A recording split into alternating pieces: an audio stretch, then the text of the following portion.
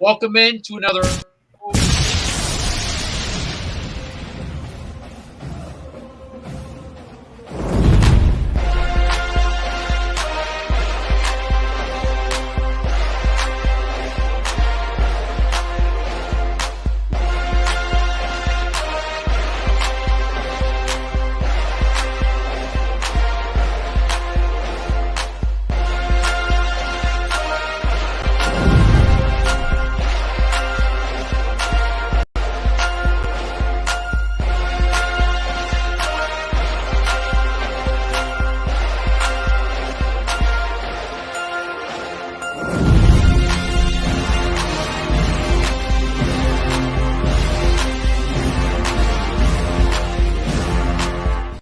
Welcome into another episode of Chiefs Focus Live. Tonight, we got a packed show, as always. We will talk about the injury report. Chiefs play the Vikings, just in case you didn't know.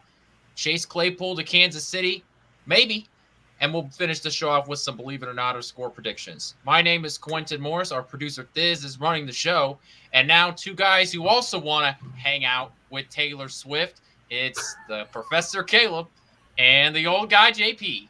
Excuse me. I would like to pass. I will give that to JP. JP can take my double pass and can spend as much time. He can meet Kelsey. Look, man, you've already been spotted buying, streaming her music. We already know. I don't listen to music, so I'm sorry. I know I'm going to get a lot of people. Are you a psychopath? You don't listen to music? I don't listen to Taylor Swift. I'll just put that out there. So good to see you guys. Good to see you. Good to see you, man. Well, first of all, a sad day. Dick Butkus did pass away today at the age of 80. He was an icon in the football world. There's no doubt about it. The guy, if anybody watched any of his highlights when he played, he was an absolute animal. Didn't care about anything or anyone. Just wanted to win. Same way as a coach. Didn't hold back when he was a commentator or an analyst. He was just he was an icon. Walter Payton's son had a really nice thing to say about him today and on Twitter, and I got to tell you, it's just a sad day. I mean, he did a lot of things in his life, and he lived to 80 years old, so that's a good thing. To live that long after partying as much as he did. But hey, it is what it is. But moving forward, what do you got? What's going on? What's first up on the agenda today? Well, if you paid attention to my open, you would know. Injury report, right? That's what we always start these shows off with. It's looking pretty good. One of the guys that we've been paying attention to this week, Nick Bolton, limited in practice again, but they sounded hopeful during the press conferences. The fact that he's even back in practice is good. You've missed 2 games, so the feeling is that he's going to play in the game on Sunday. But look, even if he doesn't, I'm not worried about the Vikings run game or Kirk Cousins or their scrambling. So even if he doesn't, whatever. The only person that did not practice was Matt Dickerson, the defensive tackle, and Wanye Morris was limited. Okay. So interesting. Nick Bolton, from what I understand, is going to be on a pitch count or on a snap count. So, but he is going to try to participate in the game. So okay, well, that's good. Yeah. So I'm happy to hear that. Yeah, there's a ton of guys on the injury report, but it's like full practice. Christian Jones full practice. So that's just the NFL doing what the NFL does. Well, if you don't disclose an injury, you can get in serious trouble. Yeah, you can get in big trouble for it. So yeah. What's up, Big Will? Yeah, so that's good. I mean, we're staying relatively injury free for the most part through. Oh, why would you say that? Because we always do. Oh God, now we gotta. I mean, we're not throwing the jinx on. So when somebody gets hurt, you threw the jinx on. Hey man, you threw the jinx on Justin Ross, and now he's not getting any snaps. So get off of it. Get off your soapbox. Dude, I'll put 2 soapboxes to stand on. 2. Okay? Oh God, well, we gotta have some comedy. Right? So yeah. Talk about Justin Ross's comedy. Oh God. Okay, Quentin. Yeah. All right. When he's out there, when he gets about 700 yards at the end of the season, Quentin ain't got nothing to say then. What's up, Scott? Anyway, if he is limited, that's great. If he's not, it doesn't really matter. The Vikings are struggling horribly on every phase of the ball. The only thing they got good going for him is JJ, and I think he can get covered if we do it right. Mm-hmm. Keep somebody blanket. He's got to have safety. Whoever is covering him, which I'm hoping it's Snead or McDuffie, either one, but he's going to have safety help over the top on every single play. It is what it is. Mm-hmm. He's the best wide receiver in football. So. Yeah, Snead's going to have to go against Jefferson. I mean, he's done it for a long time. Just fortunately, that's what's going to happen this time around. So, well, thanks, Will. We appreciate it, brother. Anyway, what's your guys' thoughts on this game so far? Well, it's going to be a tough game. I mean, it's the Vikings. I mean, yeah, they're 1-3, but they have a great offense and they can get the cheese at any time. Justin Jefferson is good. Jordan Addison's great. They got T.J. Hawkinson. They got Alexander Madison. So, I mean, they got some guys. I mean, the Chiefs were to turn the ball over and they could hurt them. So, this is a game where we're going to see kind of how can the Chiefs go against a really, really high-powered offense that can score. So, yeah, fortunately for Kansas City, the Vikings continue to have a turnover problem. So yes. Hopefully Kansas City can capitalize on that, but we can talk about that a little bit later. Look, the Vikings defense is bad. It was bad last year. It's arguably worse this year. Yeah. They tried to turn over the defensive roster, and it hasn't seemed to come up quite yet. It hasn't seemed to develop any certain way. So the Vikings defense is really bad. That's why they keep getting into shootouts with different teams, really no matter the skill level of them. Kirk Cousins and Justin Jefferson are on par. Justin Jefferson is arguably the best skill position player in all of football. He's incredible. Absolutely. And if that's really what you have to worry about, well, the one thing going for Kansas, well, one of many things going for Kansas City, is that we have a defensive backfield that seems to have figured it out and can cover some of those top-end guys. Yes. Trent McDuffie last year, the only comparison we really have is during that AFC Championship game when McDuffie had to cover Jamar Chase. Yeah. And he did. Jamar Chase was not successful when Trent McDuffie was over him. And while Jefferson is on even a higher level than that, I think with this defense that Justin Jefferson is not just going to be able to walk all over this defense. Oh, you mean I'm always fucking open, Jamar Chase? Yeah, I'm always fucking open, Jamar Chase. That's who that is. If he was always fucking open, McDuffie wouldn't have covered him like a blanket last year. Okay, moving forward. Anyway, I agree. I would also say, too, one thing coming from when we move on to the next topic, and Thiz kind of alluded to in the chat, he's saying we're going to get a heavy dose of Hawkinson. I would not be surprised they're going to try to test our linebacker core. I mean, we got a good group, but this would be a game where we can kind of see they're going to try different things with the Chiefs. But fortunately, this team's been a top 10 defense all year and has shown great things. So I think we're going to get tests in certain situations, but I think that our defense can get a couple turnovers. I believe that can very well happen today. I agree. And I also think that if they do push the envelope with Hawkinson and it doesn't work, they're not going to mix it up. They're either going to go straight air and force the ball and have turnovers, or they're just going to fall flat. That's just what I feel like is going to happen. Especially with, look, man, Cousins, I like the guy as a person. I think he's a good quarterback. He's just not, he's got that, much as I don't want to say it and make it sound mean, he's similar to Alex Smith in a lot of ways. He takes chances when it's convenient for him, but he's a game manager. And that's game managing doesn't always get you to the promised land. Fair point. Well know. That's a fair point. Other than that, it looks like it's going to be, this shouldn't be a loss for us. I can't see it happening. I feel like our guys are starting to get a little bit of their mojo. We might see a little bit more of a change up with the wide receiver core this week, just to see what happens. Maybe put some guys out there that can, especially with that defense, you can put some guys out there and really push the envelope with them and get them some reps. And that's what they need to do. They absolutely need to do that. Justin Ross. But other than that, what else we got? What's next? Chase Claypool. Yeah. So I know, JP, I know you have some thoughts on this, so I'll just let you take it away from here. Okay, first of all, for all the Chiefs fans out there that are pounding the tables for this guy, Do not expect that to happen. He is. What? Don't expect it. I'm just What telling you mean, man. Come on, we gotta have something to look forward to, and then our hopes crushed. Well, I'm just I saying. can tell you now, the dude's quit on 2 different football teams, and I understand he may have his own reasons why, but that is not a good mix with Kansas City. Why did he quit on the Steelers, and why did he quit on the Bears? I mean, I feel like there's 2 different reasons why he quit, but he quit because he wants to. His words only. I want to win. We're not teams to win. They don't get me the ball enough. They don't do this enough. They don't do that enough. How many times does he want a ball? My point exactly. Is this a guy that's going to fit within the Chiefs scheme? Oh, hell no. Hell no. Look. We had a certain wide receiver complain. I didn't get the ball enough, and they got targeted the most in his career. So, and he's no longer here. Yeah. So why would we bring in another numbers? I say, why not throw in a 6-rounder? Get him. If worst comes to worst, he doesn't work out. I mean, a 6-rounder, he could do some stuff. Maybe he could be rejuvenated.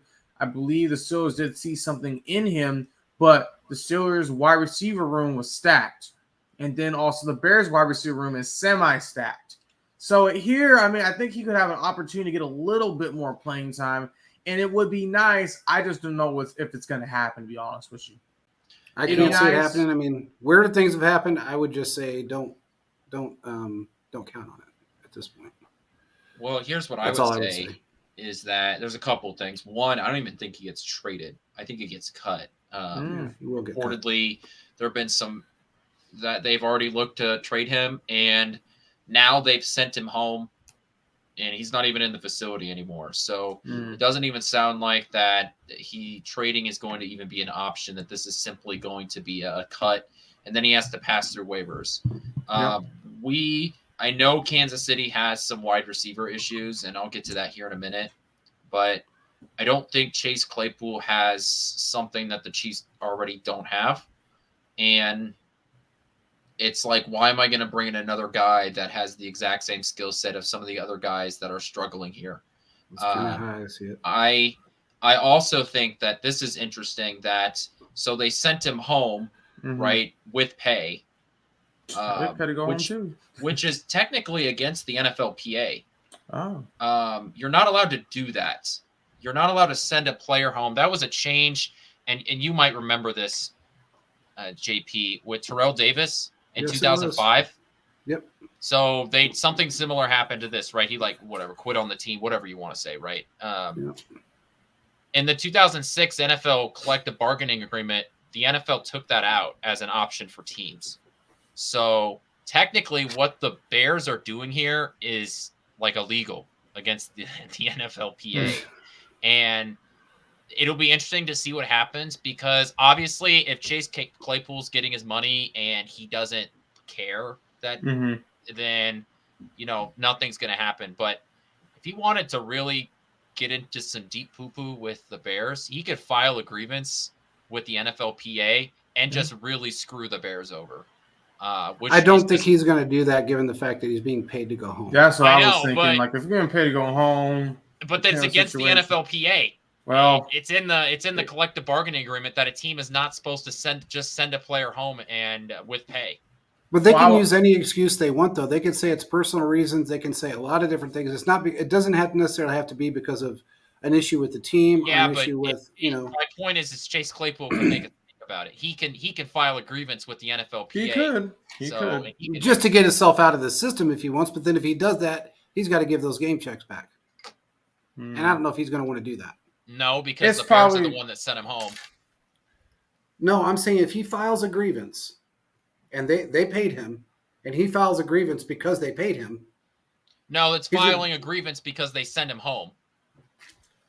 I understand, but they're still paying him. My point is, if he does that, regardless of how you want to look at it, and he says, oh, well, I'm pissed off because they sent me home. Oh, yeah, I did get my game check on Monday. Fuck.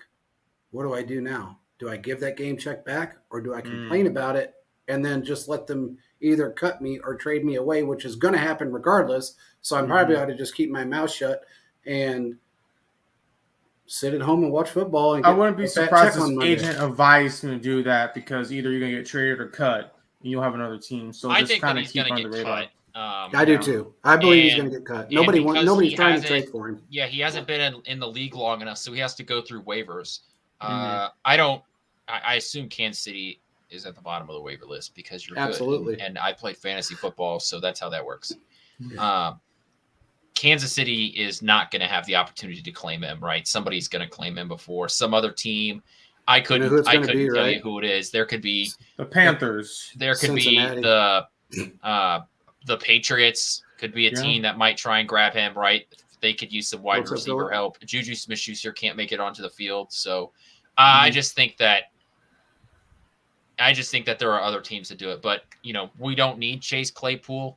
No. I don't think, to summarize, I don't think that he brings anything different to this team, and I don't want him in the locker room because you've quit on 2 teams now, and I don't want to deal with that. Well, if what Diz is saying is true, which I could understand the Eagles because kind of is what it is. They want everyone. They're having their own set of issues right now, and people aren't realizing. What do you mean their own set of issues? They need help. They're not getting the production out of everybody that they thought they were going to get from their draft. And they're not scoring 40 points a game. Well, I mean, they're not doing the things 40 points per game is going to be difficult. I mean, the Eagles. Okay, but they're not even scoring 30, man. I mean, their rank. I think their average is 24 points a game. We're only a fourth way through the season. The Chiefs are averaging about like 26, 27, not 30. Like I know, last but year, it's Patrick Mahomes. It's not an Andy Reid. It's not. A 1-year wonder guy. I say let's look at week 12, 13, and we'll be in a different discussion. But yeah, I wouldn't be surprised if they take him for the sake of another offensive weapon.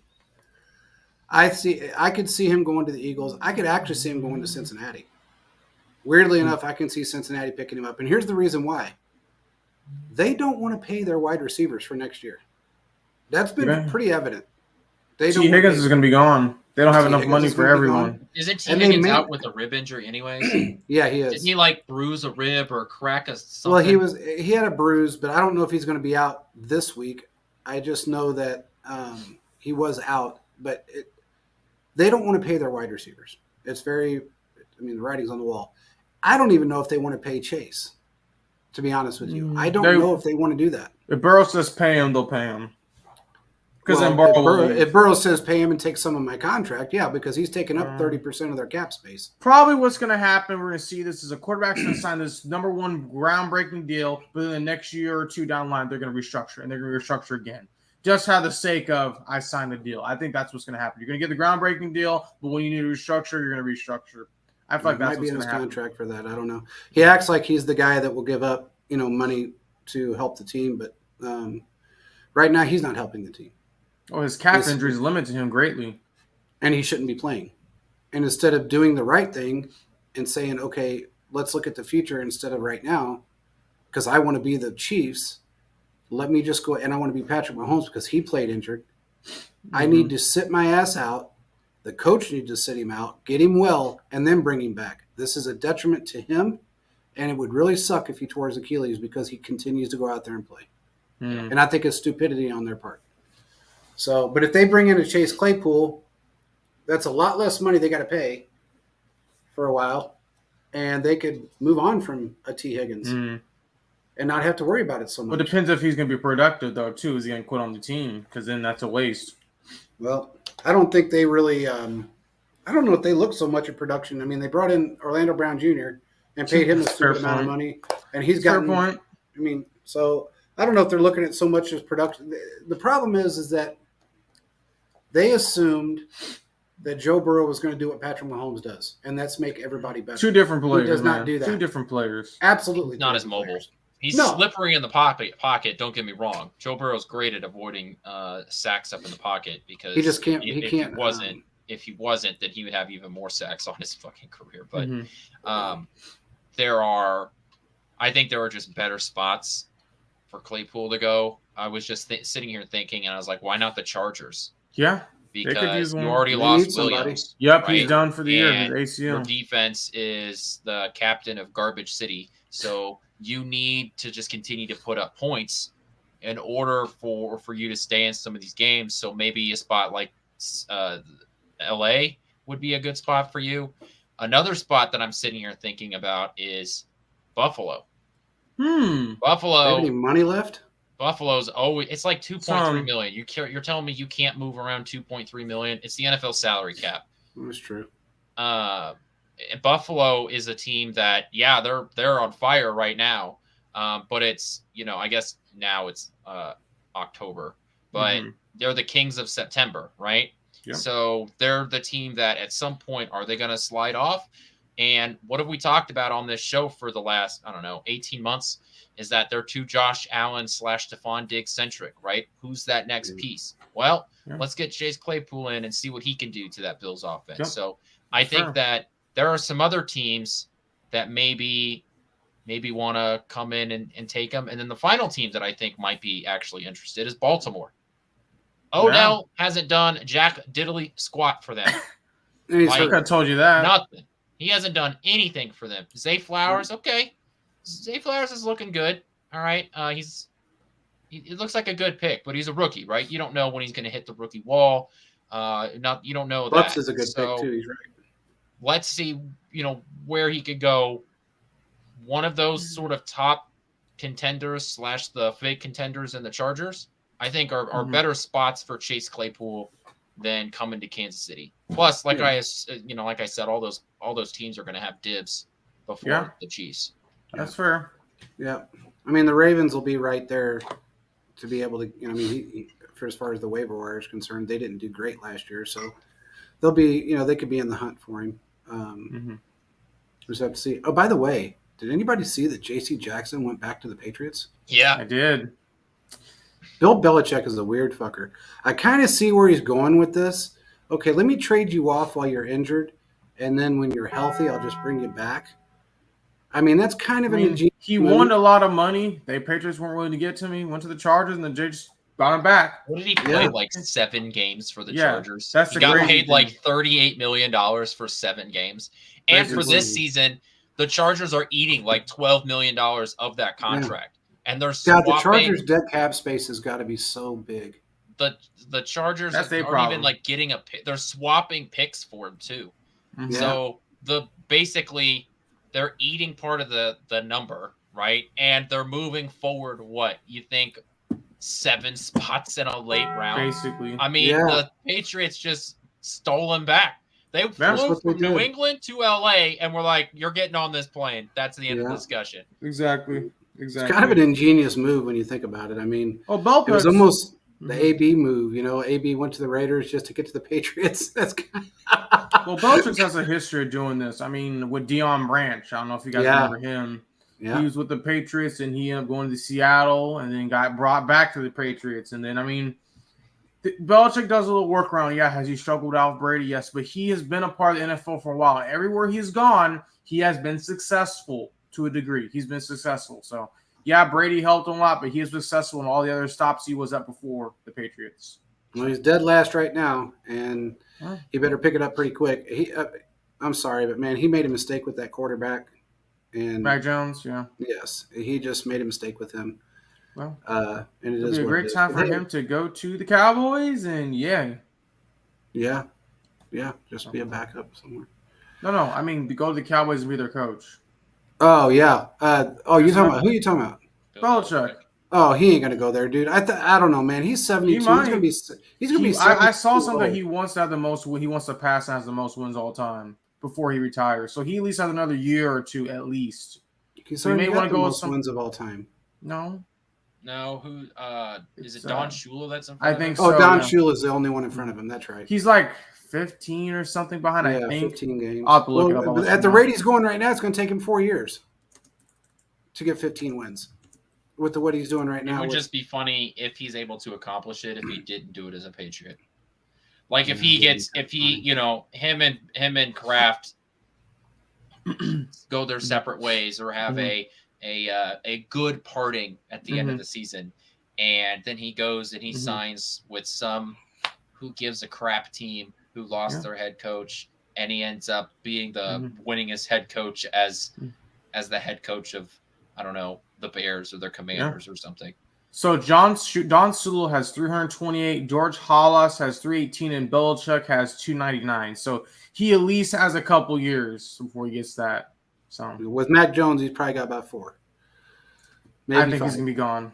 Yeah, he probably will be. There's teams out there that need another head coach, and I mean it's obvious to the Patriots. Hey, that won't not be a bad move. Well, that somebody said let's sign him now to the Jets, which would be a detriment to Kirk Cousins. I mean, to me that's just a stupid take that somebody decided to put out for clickbait, but sounds like a Skip Bayless clickbait tweet. But I kind of agree with you. If he goes somewhere else, I don't know, man. He's going to be 73 years old this year. Mm-hmm. I don't know if he's going to go any, how much longer he's going to go. But hey, if he continues to go, look at Pete Carroll. I mean, Pete Carroll's 72, and he's running sprints with the team in practice. He's running up and down the sidelines like he did 15, 20 years ago, and he does not look 72 years old. That's because Belichick looks 72 years old. Builds up all this kinetic energy in his jawline from chewing gum on the all side. that damn gum. I mean, and then when he's running sprints with the team, it just releases out. Oh, I guarantee it. I mean, I guarantee he's got stock in that big red chew. I mean, there's no way, man. He just chews. He's got a whole wad of gum in his mouth. Mm. But anyway, we'll see what happens with Belichick. I think he's getting really frustrated, and kind of is what it is. There's one team I want to tap on really quick before we move on to our next topic. Did anybody watch the Giants game? I did see it. Happen to watch that game? Okay. Dayball doesn't know what the fuck he's doing. He has a terrible quarterback. It's not just his quarterback, dude. They have no offensive lineman. He has a tenth of a second in the pocket to release the ball. A tenth of a second. And this week, all three of those starting linemen are still out. He may be a little raw, but he's not horrid. I mean, there's worse quarterbacks out there. There's worse quarterbacks. And for him to put all the blame on him, I think is wrong.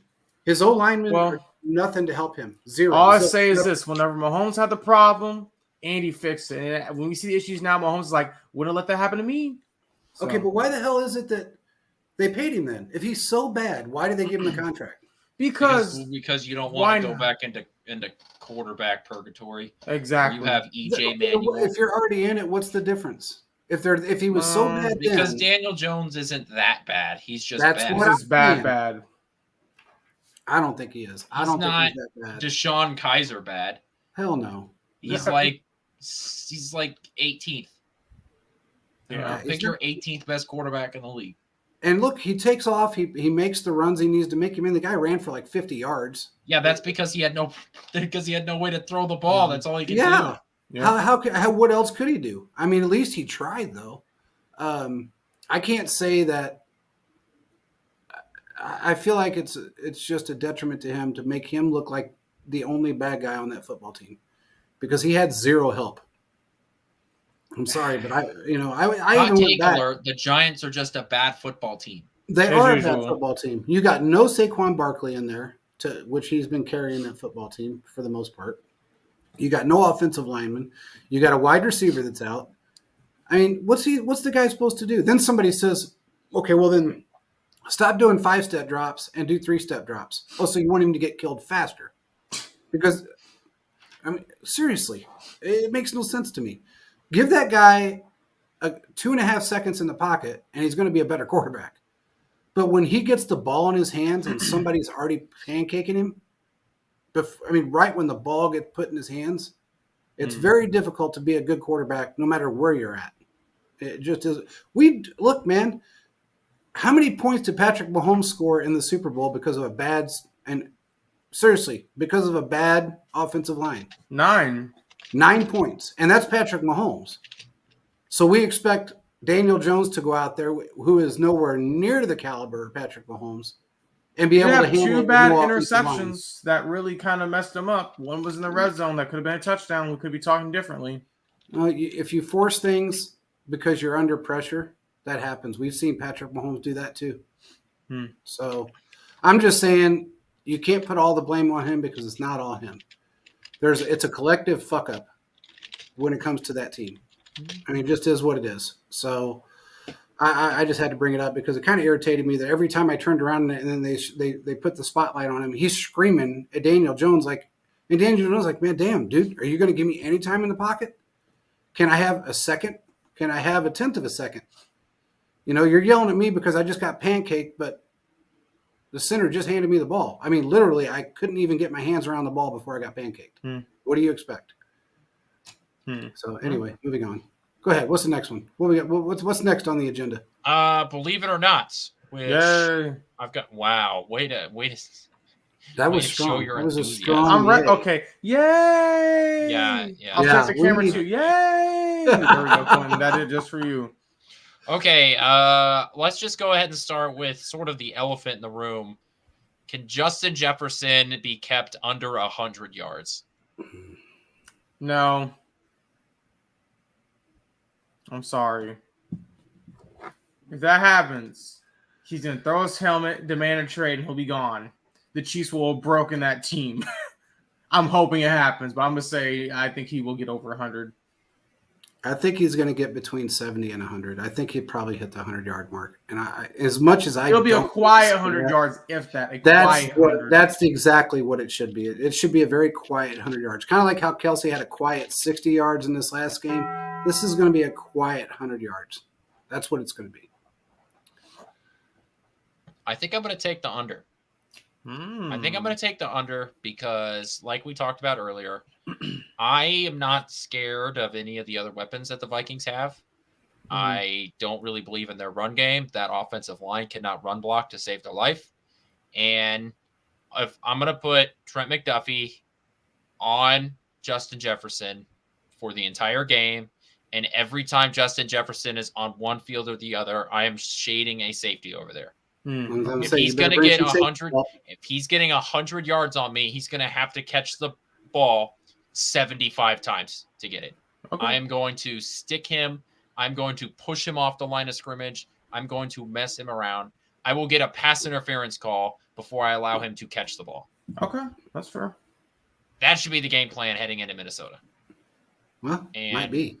And I think that's the way that Spagnuolo's going to do it. And because to me, that's the only way you can stop a guy like that is you mess up the timing of the routes and you make sure that if he makes the catch, it has to be a wow catch every time. Nothing comes easy for Justin Jefferson in this game. Just untie his shoes. There you go. That's all you got to do. Just untie his shoes. Or now untie him and then tie him back together, but like tie the shoes together. That's it. Yeah. Velcro him, Yeah. Whatever you got to do. Okay, what's the next one? Let's see. Is this the Mahomes get right game? Believe it or not, Mahomes throws for 3 touchdowns and 300 yards. Yes. Sorry. Flew out of my mouth. Absolutely. Absolutely. I'll say yes. I'll say yes because he's done it before.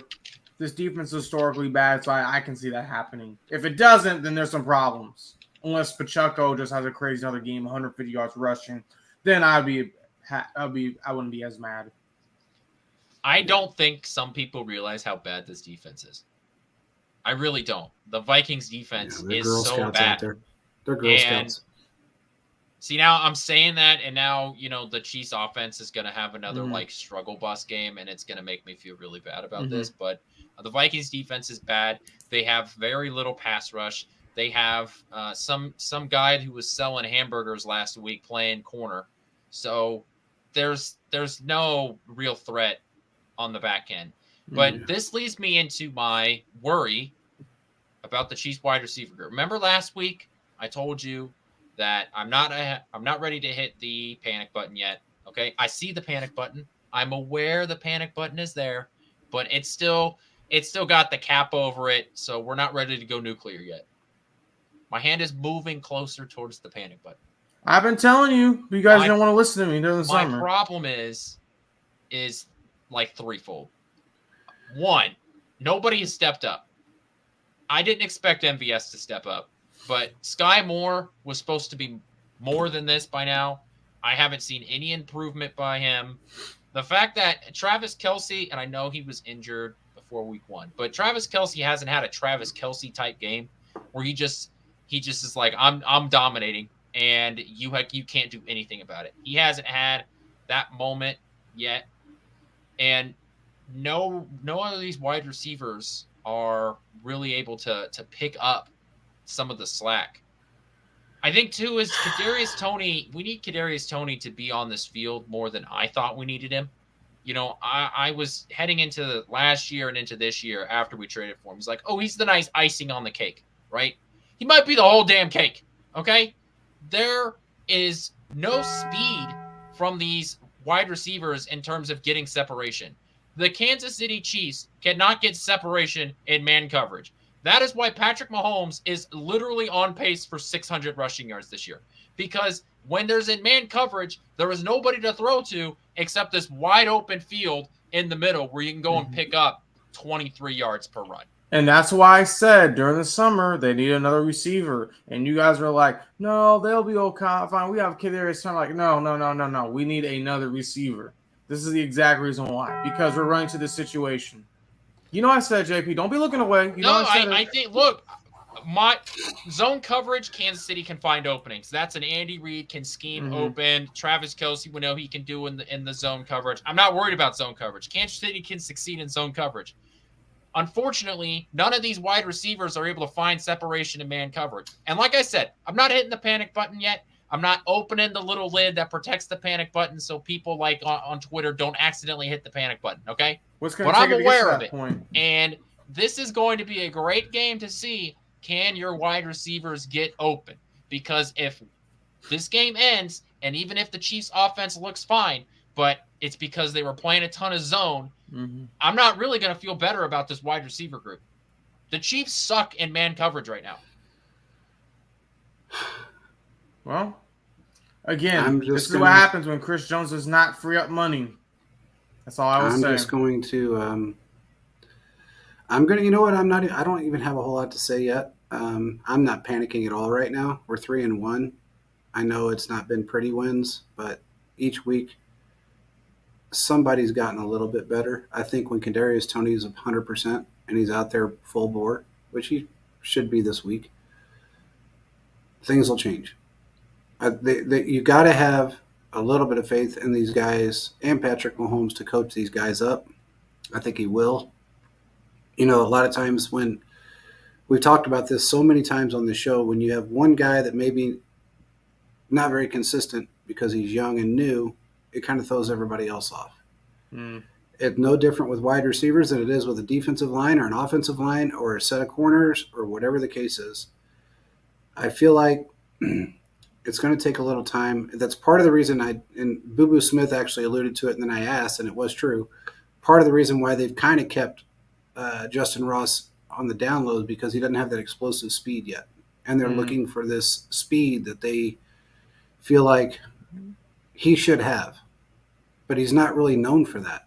Well, he's only gotten 2 targets or 2 really big opportunities. He needs more opportunities to play. You would think that the Bears game would have been one, or you got to give him an opportunity to see what he can do. Absolutely. I 100% agree with you there. I mean, if they don't, he's just going to be another casualty. And he's too good to be a casualty. He's too good to be a casualty. He really is. We kept all these wide receivers for a reason. We went with no fullback for a reason. So why don't we just utilize the guys that we have, especially in games that we can really test their skill? We've had 2 games so far this year that we could have really tested both of those guys, and we didn't do it. And that's the problem I'm having. But I guess we'll see what happens. I don't know. Well, we'll have to figure it out. But, yes, Patrick Mahomes will go over 300 yards, and I feel like they have 4 touchdowns. Hot take. 300 yards, 4 touchdowns. Okay, all right. More power to you, JP. More power to you. Going for it. All right, and then the final one is simply, will Juwan Taylor have no pre-snap penalties again for a second week in a row? Yes. They have to lay off him at this point. The Chiefs have shown you guys are just picking on him. Yeah, it's too much. Pretty much, so. Way too much bullshit. They've dealt with it. He's dealt with it. Andy's dealt with it. It's over with. They brought the film and said, here you go. Now here's the film of the other 19 guys that do it. This guy over in Philadelphia has been doing it for I don't know how many years, but you choose my guy? Yeah. So look, it's time to just let the man play his game. And look, there was a play that he did get away with something. I'm not going to say he didn't. And there was a ref standing watching it happen in this last game, but they got to give him a break at some point. So, but yeah, I feel like this offensive line, they felt the difference from those. I guess I would call them hands around the neck stunts that were pulled by that defensive line, and I think they're going to be ready for it. Mahomes is still going to have a lot of time in the pocket. The wide receivers they're going to get their groove on, and I think this is Kelsey's game that he comes out and just really plays well. Happy birthday! Maybe this could be way. Today's Travis Kelsey's birthday. Awesome. So, well, just turned 34. Hopefully, he balls out. Hopefully, he balls out this Sunday. So. Yep. And if ever anybody wants to know if this will make anyone happy, which I don't know if it will or won't, I believe if it's not this week, it's next week that Taylor Swift goes on her European tour, and she'll be gone for a year.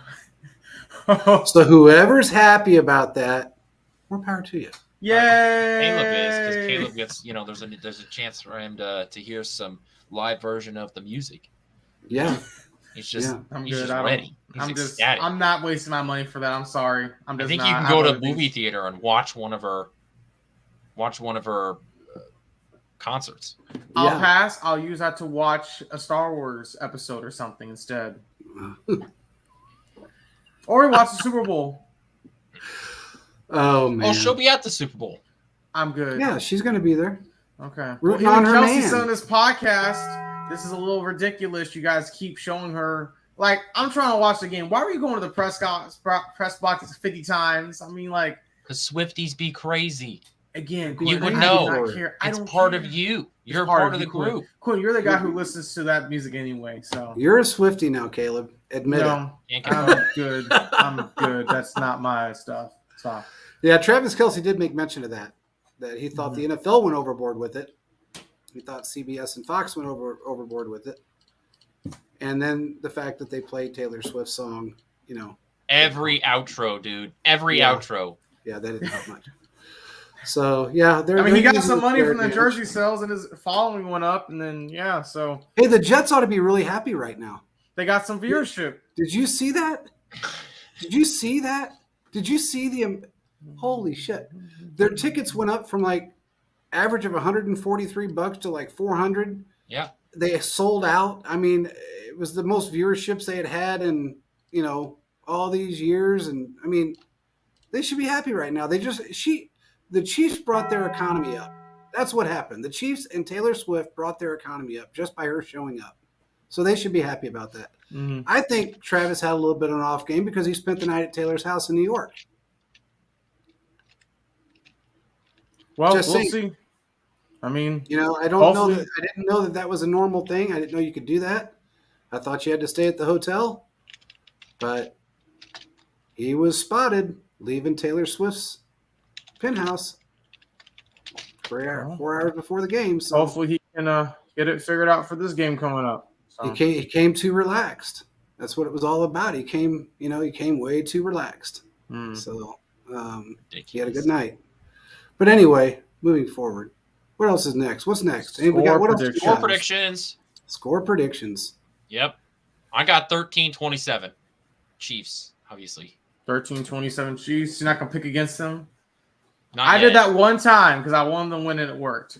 So. All right, who you got? What do you got, Caleb?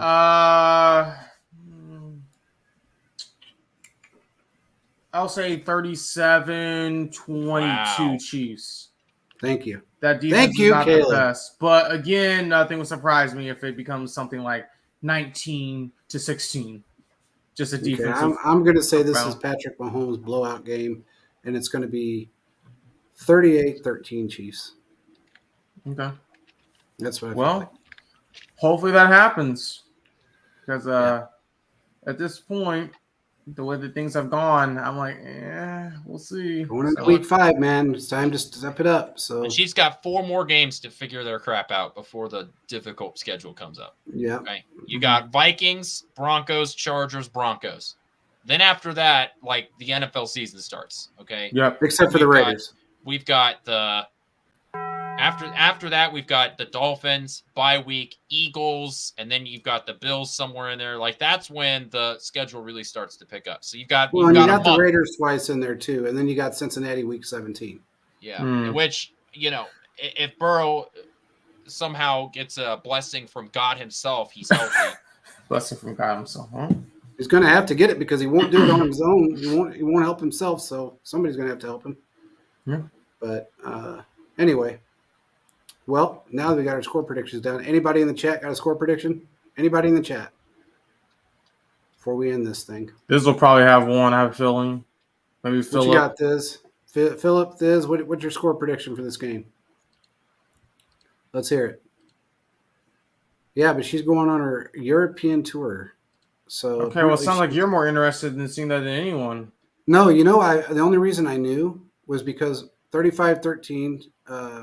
We got 35-13. We got 1, 2, 3, 4, 5 times 35-13. Mm-hmm. Philip says 28-10 Chiefs.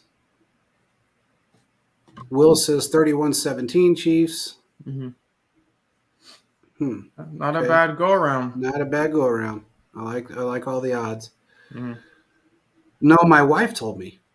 She said they're really making a big deal about this Taylor Swift thing, and I said, "Yeah, I know." I said Travis Kelce's like kind of bored with it, not bored with it, but annoyed with it.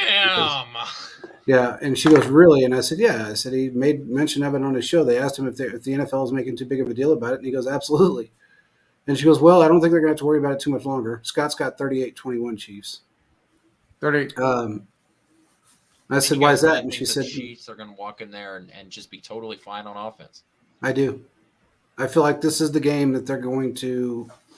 It's going to be a confidence boost for them because their defense is really bad, and I feel like Patrick Mahomes has really been rallying these guys to get together. And whoever put out the bullshit on Twitter, get over yourself. Patrick Mahomes does not have a shoulder injury. He doesn't have an arm injury. He doesn't have a toe injury. He doesn't have a pinky injury. So stop bringing up dumb shit because he threw a couple of underthrown passes. Things happen. It is what it is. He's allowed to have a bad game. But yeah, my wife told me she was going to be gone for a year. And I said, well, doesn't she come back at all? And she goes, I don't know. She goes, all I know is that she's going to Europe and she's got a show every night for 12 months. And I said, holy crap. So there's a lot of good money then.